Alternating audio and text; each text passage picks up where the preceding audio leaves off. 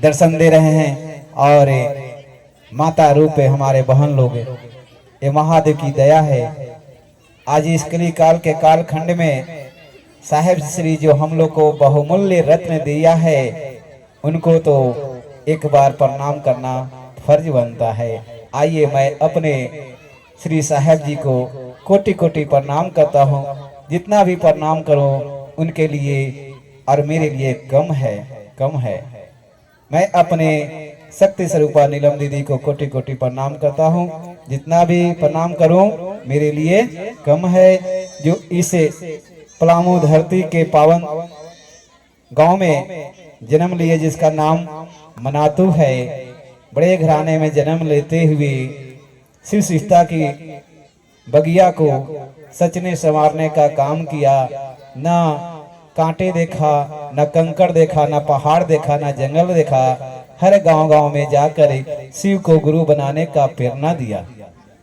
वो भी थी आपके जैसा एक बहन थी जो अपनी खुशहाल जिंदगी को ना देखते हुए, सुख को ना देखते हुए महादेव को काम किया। धूप में चली, बरसात में चली, ठंडी में चली, लेकिन कभी भी शिव गुरु के चरणों में जाने के लिए हिचकिच नहीं की। कभी भी अपने मन को गुरु के प्रति आलस नहीं की। ऐसे शक्ति स्वरूपा नीलम दीदी को मेरा कोटि कोटि नमन है, जो आज उनके बताए हुए 3 विधि को हम लोग कर रहे हैं। और वह महाशक्ति को मेरा प्रणाम है जो हमारे महादेव मेरे दिल में तो थे लेकिन जानते नहीं थे। आज वो हमारे गुरु हैं, हमें संचारित कर रहे हैं। उन कोटि कोटि महादेव को प्रणाम है जो हमारे महादेव हमें अपने काम करने के लिए, श्री गुरु चर्चा में बैठने के लिए और उनके बारे में कुछ बताने के लिए अवसर प्रदान किए। ऐसे गुरु को बारंबार प्रणाम है। आए हुए तमाम शक्ति स्वरूपा माता रूप बहना को मेरा प्रणाम और भैया को मेरा प्रणाम जो महादेव के रूप में है। आज इस कलिकाल के कालखंड में पूजा पाठ की कमियां समय के अनुसार होते जा रहा है।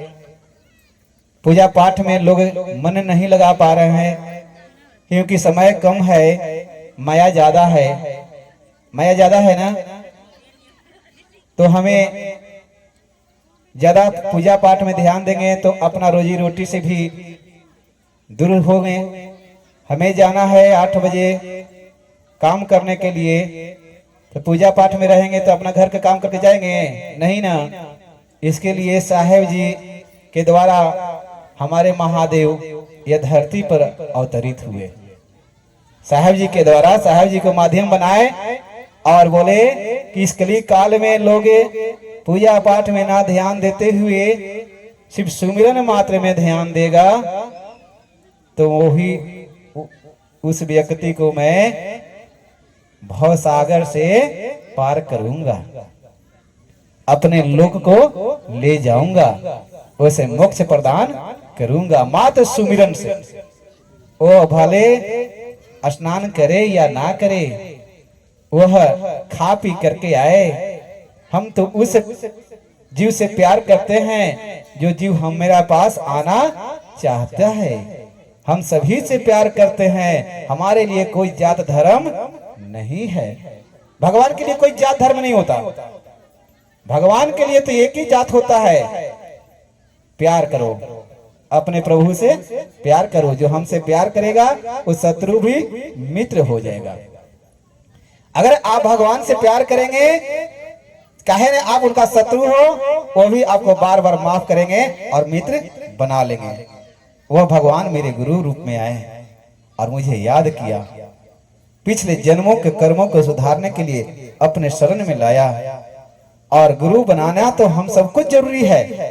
गुरु बनाना ये मानव जीवन में सबको जरूरी है। बिना गुरु के आपको पैठ नहीं है। एक कहावत है ना कि जब शादी हो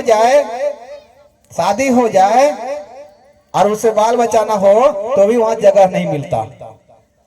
अगर शादी हो, बाल बच्चा हो जाए तभी वहां जगह मिलता है।